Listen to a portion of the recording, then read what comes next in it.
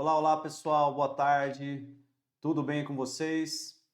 Meu nome é Oacim Mogoni, sou professor universitário, professor de cursinhos para o Exame Nacional da OAB e sou advogado. Aqui no meu canal eu falo sobre novidades e atualidades de direito e falo também sobre estudos, dicas e preparação para o exame da Ordem dos Advogados do Brasil.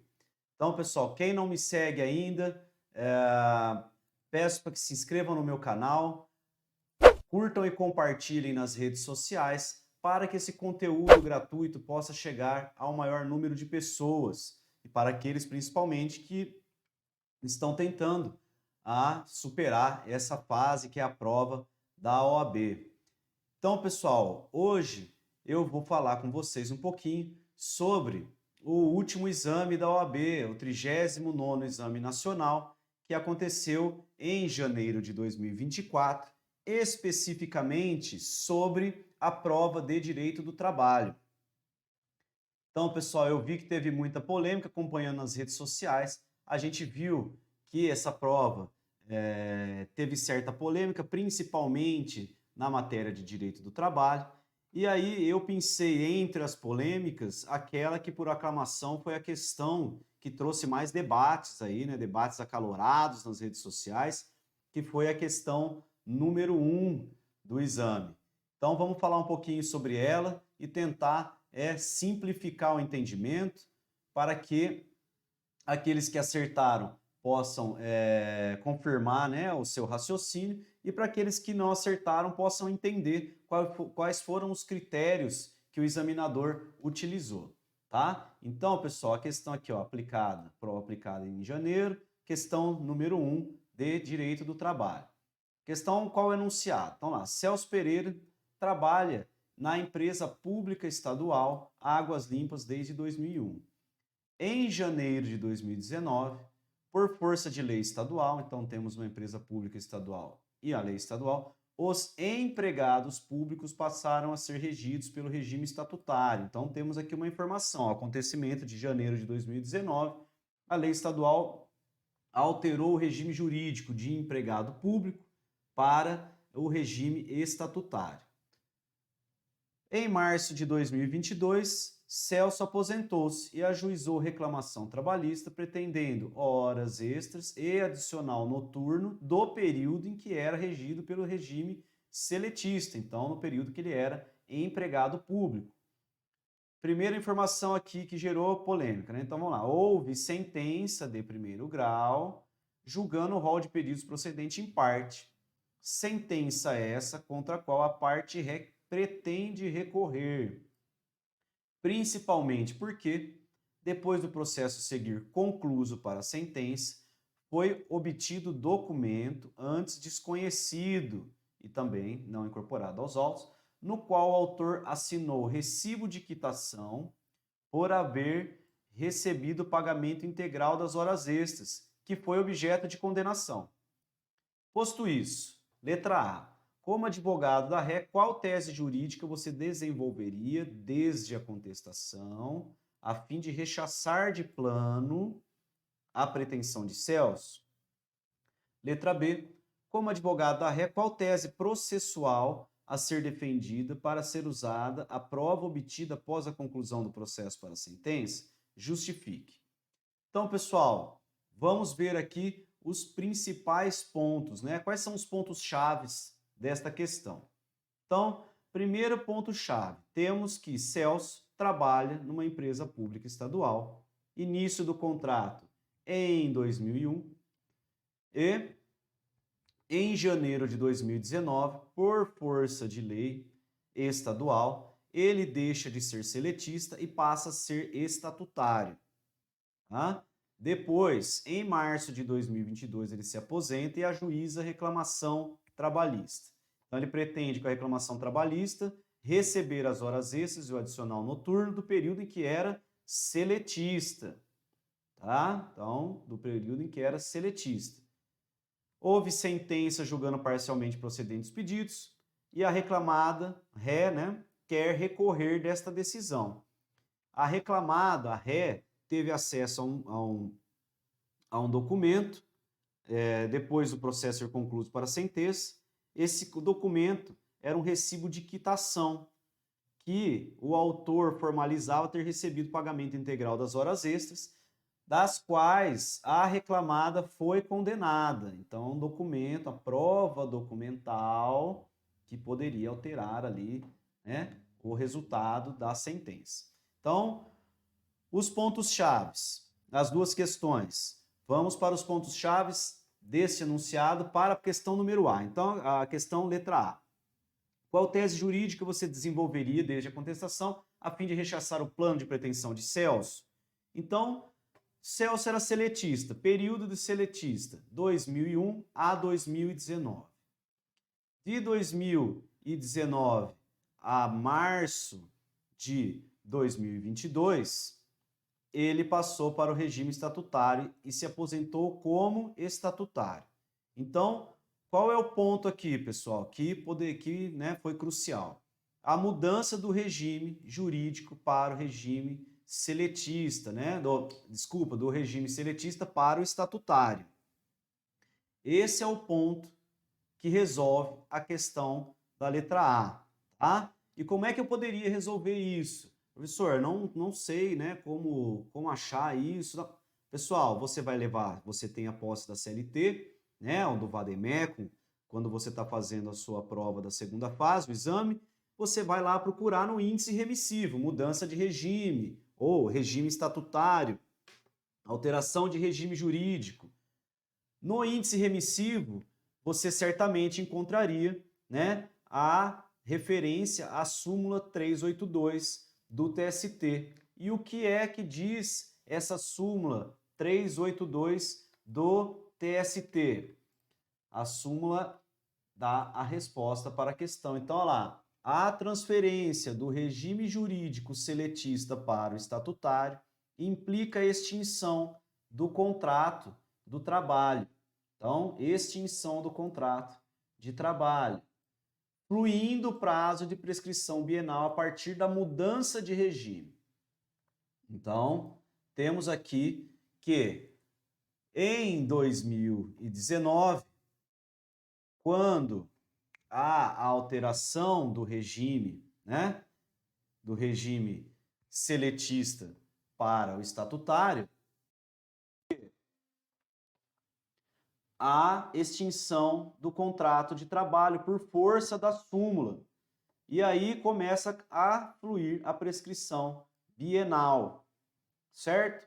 Se o contrato terminou em janeiro de 2019, quando ele se aposentou em março de 2022, já havia sido superado o prazo de 2 anos para que ele pudesse entrar com a reclamação trabalhista. Então, o fundamento, né, da resposta para essa questão seria a súmula 382 do TST.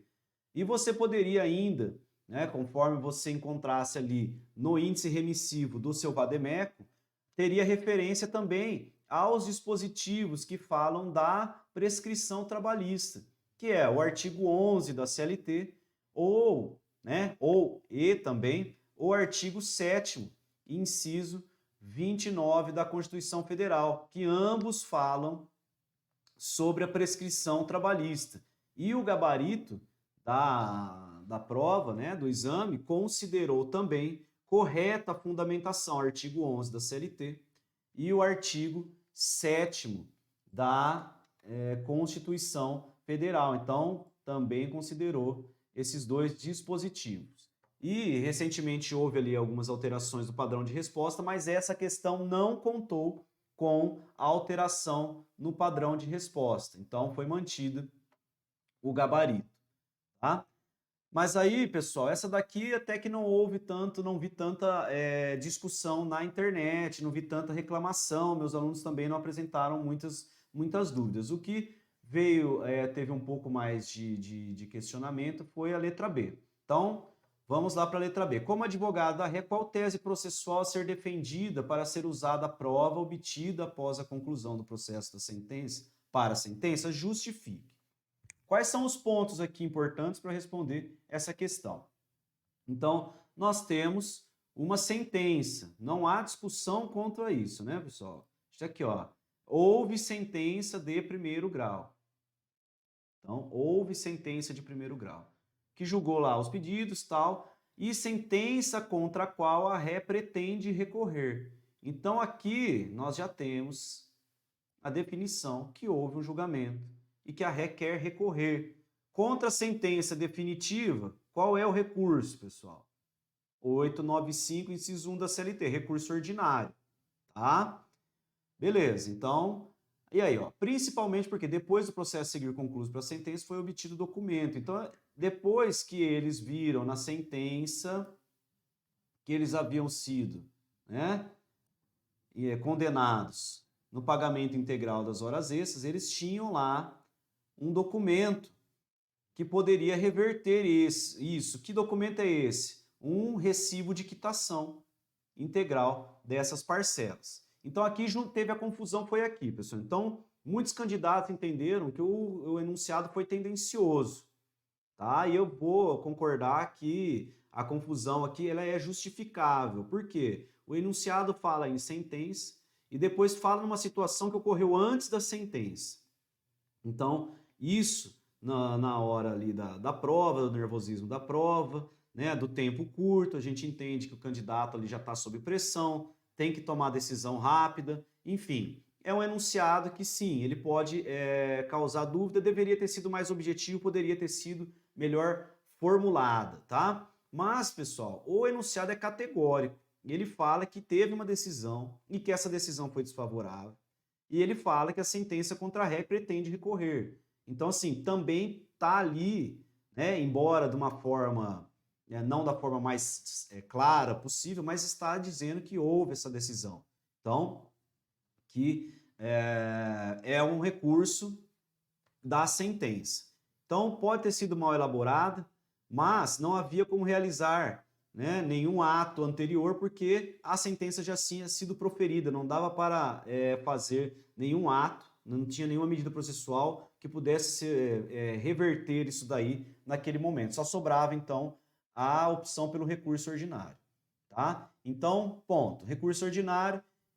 Vamos lá agora tratar da questão do documento de quitação, recibo. Então, a reclamada reencontrou um documento e esse documento pode influenciaria diretamente na decisão, pois dava quitação a uma parcela, horas extras, que ela foi condenada. Então, nesse ponto aqui, havia um justo impedimento, né, da reclamada não ter apresentado, porque ela desconhecia, né, o documento. A fundamentação da FGV foi de que o documento poderia ter sido incluído no recurso ordinário e esse documento poderia ter sido juntado no recurso ordinário, tá? Só poderia, né, ser na forma do recurso ordinário. E qual o fundamento para a juntada desse documento no recurso ordinário? Aí o candidato novamente tinha que se socorrer ali da CLT no índice remissivo ou do seu vademécum no índice remissivo e procurar lá por documento novo, prova nova no índice remissivo e aí ele encontraria referência, tá? A referência principal que foi aceita ali pelo gabarito seria a súmula 8 do TST. E o que fala a súmula 8 do TST, pessoal? Ó, a juntada do documento na fase recursal só se justifica quando provado justo impedimento para oportuna apresentação ou referir-se a fato posterior à sentença. Então, a juntada de documento na fase recursal. E qual seria o fundamento aqui? Tá? Justo impedimento. Tá? Porque ele era desconhecido pela reclamada. Então, fundamento na súmula 8 do TST. Nesse caso aqui, pessoal, a polêmica foi tão grande que houve alteração do padrão de resposta dessa questão, tá? Para também admitir o fundamento legal no artigo 435 caput do CPC. Então, para aqueles que também fundamentaram nesse artigo, o gabarito foi alterado, o padrão de resposta foi alterado. Então, é lícito às partes, sem qualquer tempo, juntar aos autos documentos novos, quando destinados a fazer prova de fatos ocorridos depois dos articulados, ou para contrapô-los. Então, o que nós temos aqui? O fundamento, o gabarito na fundamentação poderia ter sido a súmula 8 do TST e também foi acrescida aí o artigo 435 caput, tá? Do CPC. Então, pessoal, essa foi a resolução da questão número 1, né, da segunda fase de Direito do Trabalho do 39º Exame Nacional da OAB, uma questão que gerou polêmica, principalmente essa na letra B que a gente acabou de resolver, e o meu entendimento é que a redação poderia ter sido mais objetiva ou poderia ter sido reformulada de uma outra forma, que, né, não causasse essa confusão aos candidatos. Mas, pessoal, é o que eu digo, né? Não, a gente tem que se preparar e tem que lidar com a situação do jeito que ela é. Então, assim, poderia ter sido feita de uma forma diferente? Poderia, infelizmente não foi, mas o candidato ele tem que estar preparado também para esse tipo de situação. E essa preparação é feita de que forma, pessoal? Essa preparação é feita com muito treinamento, tá? Com o domínio ali, principalmente da sua CLT, do seu vademécum, tá? Para ter uma facilidade de manusear, porque esse índice remissivo, e é uma das coisas que a gente trabalha bastante no meu curso preparatório para a segunda fase, é o trabalhar com o índice remissivo, por quê? Porque ele é um grande aliado, né? Para quando você vai resolver as questões de segunda fase. Então, com uma boa, né, um bom conhecimento do conteúdo, mas também com auxílio desse índice remissivo, o candidato ele consegue, em algumas situações, resolver questões, mesmo que elas tenham sido elaboradas aí da forma como colocada nesse último exame. Então, pessoal, era o que tinha. Eu agradeço aí aqueles que estão acompanhando. Novamente, peço aí que vocês se inscrevam no canal, curtam e compartilhem os vídeos e em breve eu estarei de volta comentando novas questões e novas provas da OAB e também com novidades jurídicas para aqueles que querem estar atualizados com notícias do mundo jurídico. Me sigam nas redes sociais e no meu canal do YouTube. Tá bom? Um grande abraço para vocês, até mais.